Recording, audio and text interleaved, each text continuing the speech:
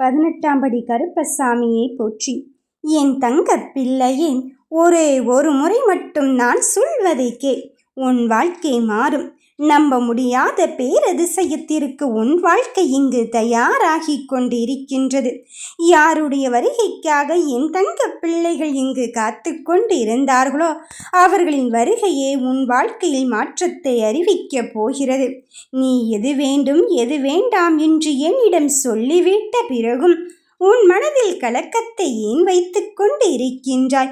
ஒவ்வொரு சூழ்நிலையிலும் அழுது அழுது தவித்ததெல்லாம் போதும் என் தங்க பிள்ளையே. இனி அடுத்து வருகின்ற விஷயத்தை நான் கையில் எடுத்திருக்கின்றேன். உன் முடிவை நான் அல்லவா உனக்கு சூசகமாக சொல்ல போகிறேன்.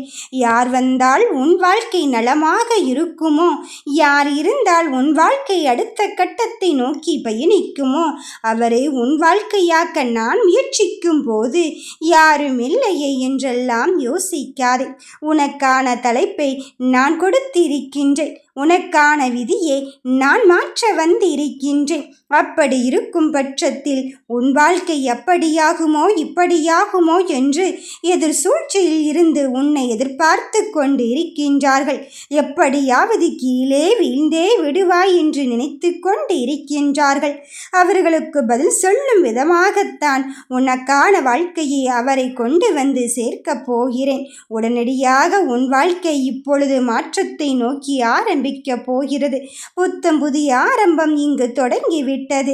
அடுத்தது என்று கேட்பவர்களுக்கு நான் பதிலாக வந்து என் பிள்ளைகளை காக்க எப்பொழுதும் துணையாக இருப்பேன் என்று சாட்சியாக வந்து நிற்கும் போது எதற்காக என் பிள்ளையே நீ அழுது தவித்து கொண்டு இருக்கின்றாய்?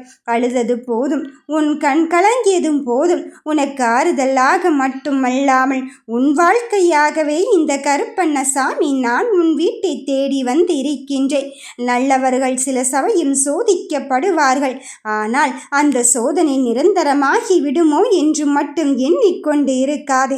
இந்த சோதனையெல்லாம் மாற்றி உன் தலையிலத்தை மாற்றுவதற்கு உன்னப்பன் உன் கருப்பண்ணசாமி இருந்து கொண்டு இருக்கும் போது எதற்காக என் தங்க பிள்ளையே நீ அழுது கொண்டு இருக்கின்றாய்? மாற்றத்தை தேடித்தானே என்னிடத்தில் வந்து இருக்கின்றாய். அப்படி இருக்கும்போது உனக்கானவரை உன் கையில் ஒப்படைக்கத்தான் போகிறேன். நல்லதொரு தீர்வு காத்திருக்கின்றது. நம்பிக்கையாயிரு. இந்த கருப்பன் சொன்னதுதான் சத்திய வாக்கு. ஓம் கருப்பசாமியை போற்றி.